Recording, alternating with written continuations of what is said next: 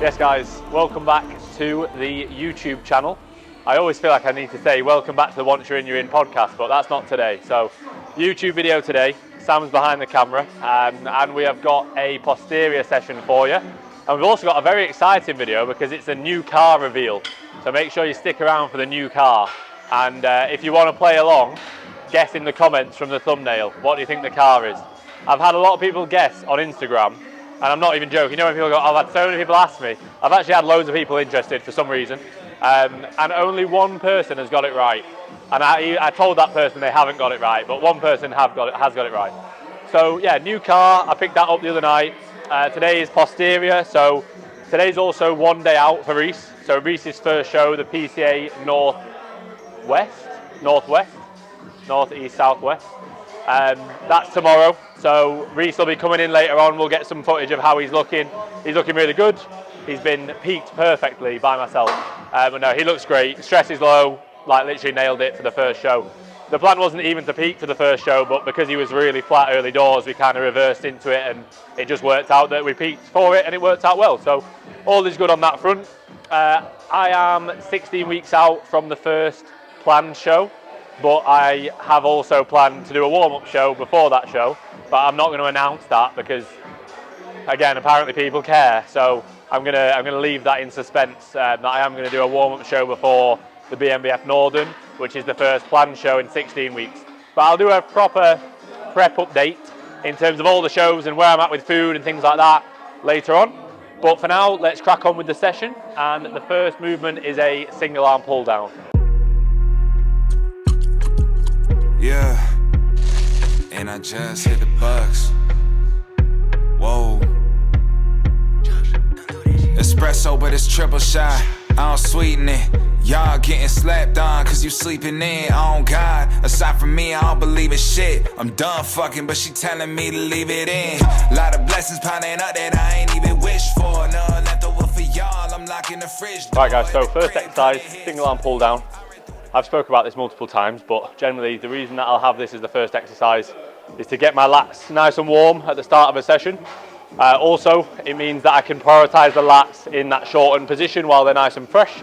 So the first set, I spend a little bit longer on that pause and the contraction just to maximise that shortened position. With this setup for a lat pull down, so I'm generally focusing on like the iliac fibres, which are the lower fibres that originate down at the iliac crest. Because I'm leaning across like this and almost wrapping down and slightly around, a lot of lumbar fibres are going to come into it as well, which are basically the fibres slightly above that originate on the lumbar spine. Ultimately, like, it's the same kind of thing with like a chest press. Like for example, if I'm doing an incline press, I'm not just going to solely isolate my clavicular pecs. Like my whole pec's going to be involved, but it's going to bias an area slightly more. So you could argue with this, we're biasing the lower to mid-lower, if you like, lats slightly more. And then when later on we've got a single arm row where I'm in this kind of plane, I'm going to be biasing my upper lats a little bit more. But for this, lower lats, first set, slightly longer pause on contraction just to make the most of that shortened range. And the second set, as you'll see now, is a more continuous set. Just finished the maiden voyage, hopping off the Mayflower. Set up shot to kill them off, whatever to take pals. Sing the boats, I'm at home. I'm selfish with the goals, I could give a fuck who try and get along. 6'3", you can't look me in the eyes, you ain't grown. Coming on shore, reevaluate your goals, what you own, so you still lease beats. I got splits with all the bros, making sure the team eats. And I had a full time the whole time, that's a whole grind. Gave myself the credit, bought it to me with no cosign. I don't need a loan, I'm on 10, I'm my own dime. Y'all got no control, the type to sign away a whole life still. In the mud to my neck, I love a spy day. I still lift the world's weight, shoulder showing on. So second exercise is the prone hamstring curl. It's actually the Nautilus Nitro Plus prone hamstring curl. So I have obviously the single arm pull down and then this. Those two could be interchangeable, and to be fair, at times, based on available equipment, I'll do this first. Basically, again, similar to what I said on the pull down, we're trying to prioritise the shortened range of that muscle earlier on in the session. Prone hamstring curl does that anyway because you're in a greater degree of hip extension, so you're shortening the hamstrings more than you would be able to on like a seated hamstring curl, for example, where you're in hip flexion or a greater degree of hip flexion. You're in a very small amount of hip flexion on this. So basically this is my first hamstring movement, 2 sets, same kind of concept to the pull down. First set with a 2 second or a 2 count contraction, and the second set more continuous.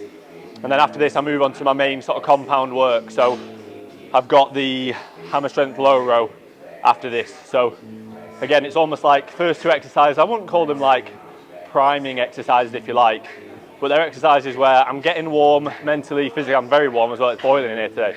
Getting warm and ready for the main movements, while at the same time prioritising that shortened range while we're fresh earlier on.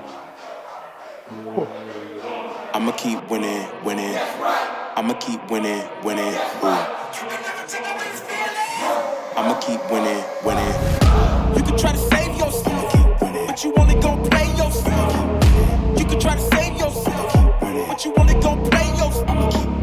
You can try to save yourself, but you only gon' play yourself. You can try to save yourself, but you only gon' play yourself. Yeah, you gon' need 100 men, 100 scopes, 100 cans, just for you to watch what I'm doing under the sun again. God-given gift, MCs doing the running man. If you want me to get it poppin', may cost 100 pence. Yeah, what I supply is always in the man.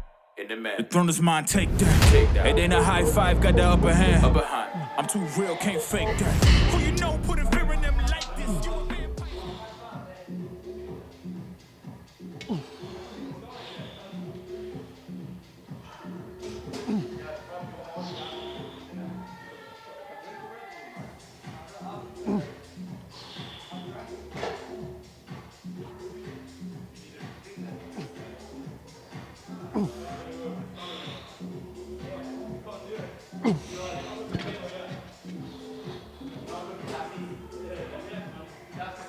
Right guys, so first compound, just done 2 sets. So it's the hammer strength low row. This is, I believe this is a knockoff of the hammer strength one. Based on it is significantly lighter than what I think is the actual hammer strength one. But it feels really good. I actually prefer this, not just in terms of loading, but in terms of the actual feel, the handles, the actual path of motion. So you get quite a lot of trap out of this, which is absolutely fine. Like the traps make up a huge part of your back. So you're gonna get quite a lot of mid and upper trap because the position that you're in, obviously you're not just retracting, you're retracting and elevating the scapula as well, and then driving obviously through the elbows. So good amount of traps, rhomboids, rear delts, which is again a big part of the upper back, which is what I'm focusing on there. So 2 sets on that one. And then this is what I spoke about earlier. So like I said before, the single arm pull down was more sort of lower flat focus. This is now the DY, Dorian Yates row. Single arm in this kind of trajectory, where the elbows sort of coming upwards and slightly round, which aligns with more of the thoracic fibres at the top of the lats basically. So 2 sets here. Obviously earlier we had a pause on the first set, with it being the start of the session and the first movement on those given body parts. By this point of the session, I'm not going to be pausing in that shortened range. So with this, it's more of like just 2 continuous sets, one slightly heavier and one slightly lighter.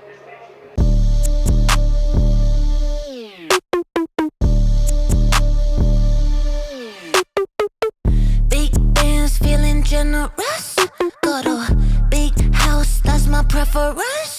Sitting pretty at the top, Mount Everest.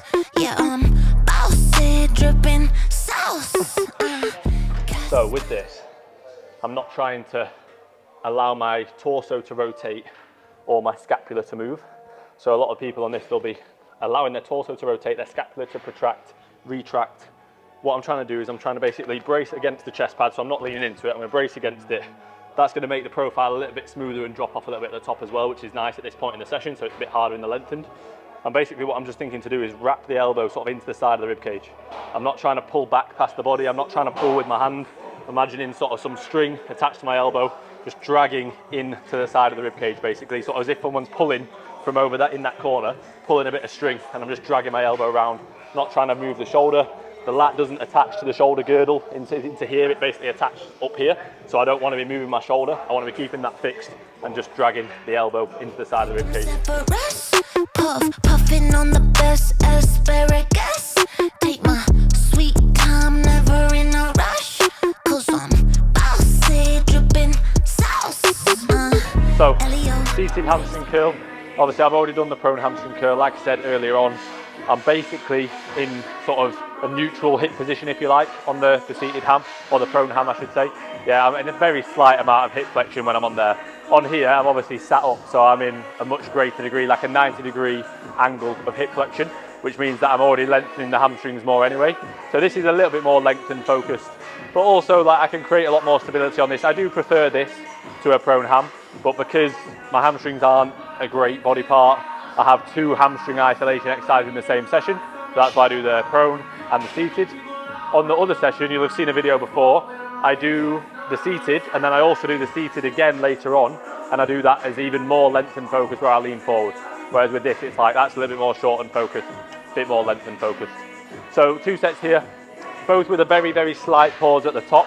Again, you know, by this point in the session, I'm not really going to be able to hold much of a contraction, especially with a good amount of load. I'm going to limit my loading potential a lot if I was to try and pause in the contraction at this point in the session, whereas at the start, not so much. So slight pause in the lengthen, 2 sets, and then onto the stiff leg, which I'll explain in a minute as to why I have that right at the back end of the session.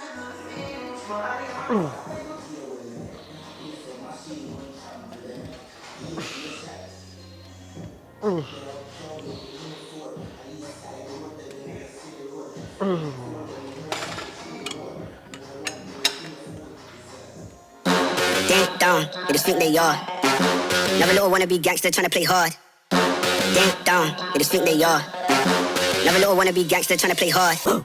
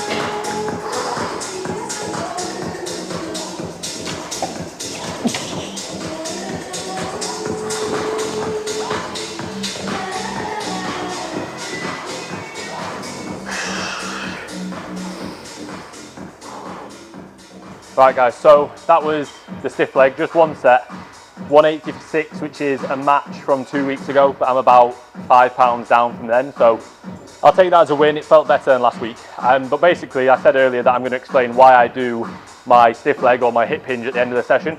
So the reason is basically that I'm not very good at hinging, which it might sound sort of contradictory, or it might sound sort of counterintuitive to put it later on in the session, but the reason that I do is that my bracing can be better. And basically, if I'm to do this first, I don't feel warm, I don't feel as confident. It can have more of a negative impact on the rest of the session than a positive impact. Yes, I could move a bit more load, but that means my bracing's even worse. So it basically just increases my risk of injury. Yeah, I'm not, let's say, biomechanically built to be the best deadlifter. That's not an excuse to not do them. It's not an excuse to not be good at them, but it's something to at least take into consideration when you're looking at your exercise sequencing. For example, like for me with pressing, I'm happy to do heavy pressing even if I was to do it first in a session. Whereas I have clients who want to do a pec fly first to sort of, if you like, almost get the chest nice and warm, almost use it as a bit of a sort of exercise to prime the chest, if you like. What you can almost think is that I've used these other exercises to prime me for that, in terms of actually getting warm physically, psychologically, and going into that with more confidence, a better brace, less injury risk, feel like I'm actually getting more out of the glutes, hamstrings, adductors, erectors, which is what I want out of it, rather than basically just trying to move as much weight as I can from A to B, and more often than not, it's feeling horrendous and usually meaning that it impacts the rest of my sessions. If I hurt myself on that, which I've done numerous times, then the rest of the week, potentially even weeks and months, can be impacted in a negative way. Whereas I've ran it at the end of the session recently and it's been working well, so that is why I have it at the back end of the session.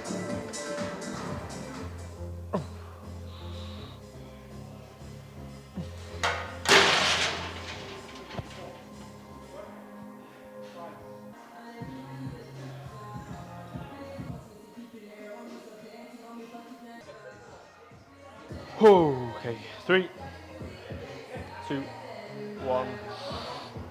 Yep.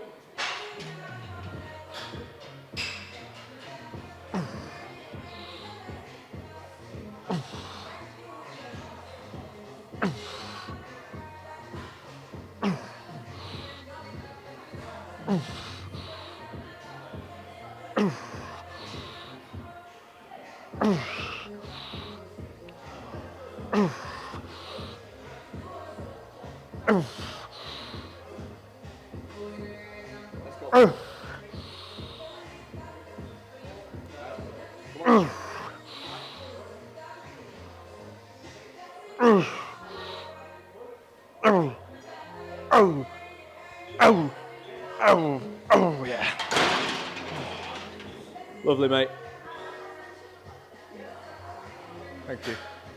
Perfect. Done. So that's just one set of a hip thrust with the infamous 1MR Lunar pad. 1MR are going to send me and Reece some stuff, so thanks guys.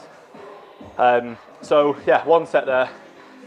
Again, like this session being called posterior, like it's not just a back session. I've got a good amount of glutes, good amount of hammer, say good amount of glutes. I've got stiff leg in this, good amount of hamstrings. I've got the stiff leg, 4 sets of hamstrings, and then obviously we've got 4 lat sets, 4 sets, 2 sets lower lat, 2 sets more upper lat focused, and then 2 upper back sets. So it is literally a posterior session, hence the name, it's covering the whole posterior chain. But I'm done. Reece is here now. So Reece is doing like a pump session. I'm going to go pose, then I'm going to look at Reece, and then we're going to go and get his tan, which you'll be able to see in Reece's show day video. So make sure you go and watch that, because that'll probably be out just after this or same time, similar time. So make sure you go and watch that. See Reece reclaim, but it's a new. It's not the same sword. See him claim a new sword. That's the plan anyway. Whew.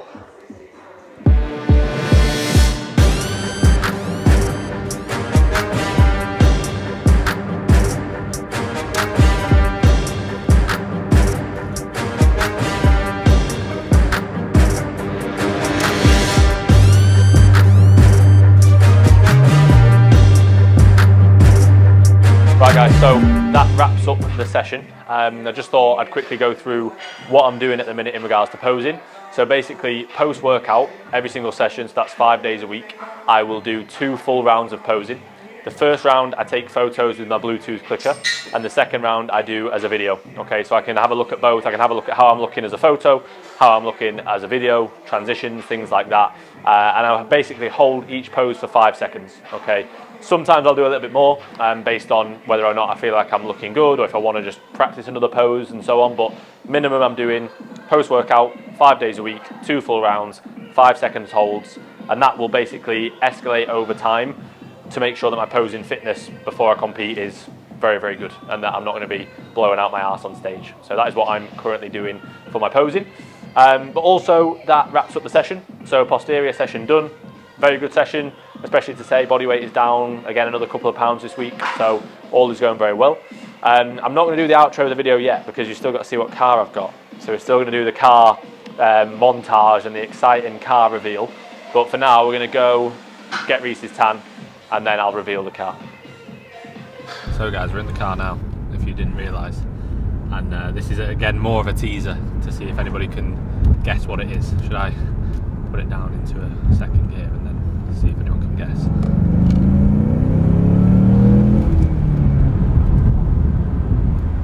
Who knows? We'll reveal it. All will be revealed soon. We're going to Nicola's. Shout out to Nicola's, to be fair. Anybody getting a tan this year, make sure that you try and use A1 tanning. She is the resident tanner for UK DFBA, but also she's available. So like for example, Reece lives in like near Leicester, Nicola lives in Leicester, so we're going to see Nicola, and she's going to give him his tan this evening and then tomorrow morning before he drives up to Liverpool. So anybody in this area, no matter what, anybody around sort of Midlands, Leicestershire area, no matter what federation you're doing, definitely message Nicola, A1 tanning. And if you're doing UK DFBA, then you'll be with Nicola anyway. But yeah, we'll get little bits of clips anyway, but she's very good, and I'll be using her for my shows.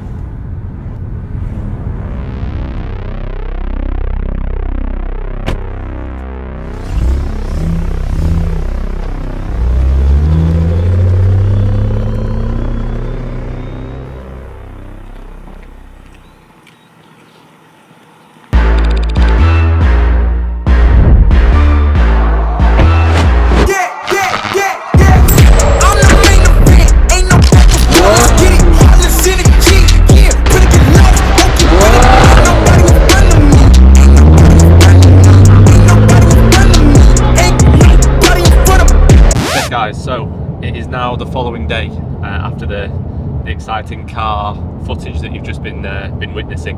So I hope you enjoyed that. So we're actually on the way to Liverpool now, or it's St Helens, which is where Reese's show is. We should be there in the next hour and 15-20 minutes. But yeah, I'm just going to do a quick prep update because I did promise earlier on in the video that I would do a prep update. So basically, as of right now, I am 16 weeks out from the BMBF show, which is the first planned show. I'm likely doing a warm-up show before that, but I'm not sort of confirming that yet. So 16 weeks out from the BMBF, 19 weeks out from the next show, which is the UK DFBA qualifier.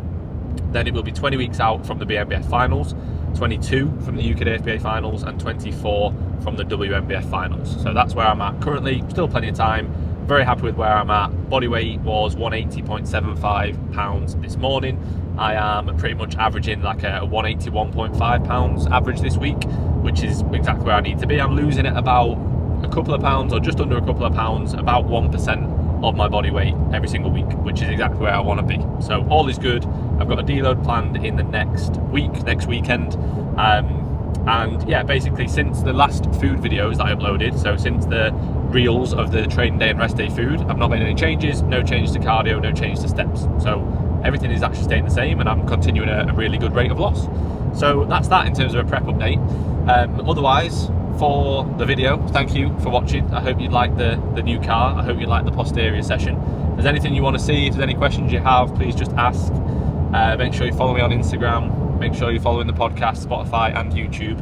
And yeah, we'll catch you in the next video. The next video will be legs at the hashtag Mecca as well. So make sure you tune in for that one. Cheers, guys.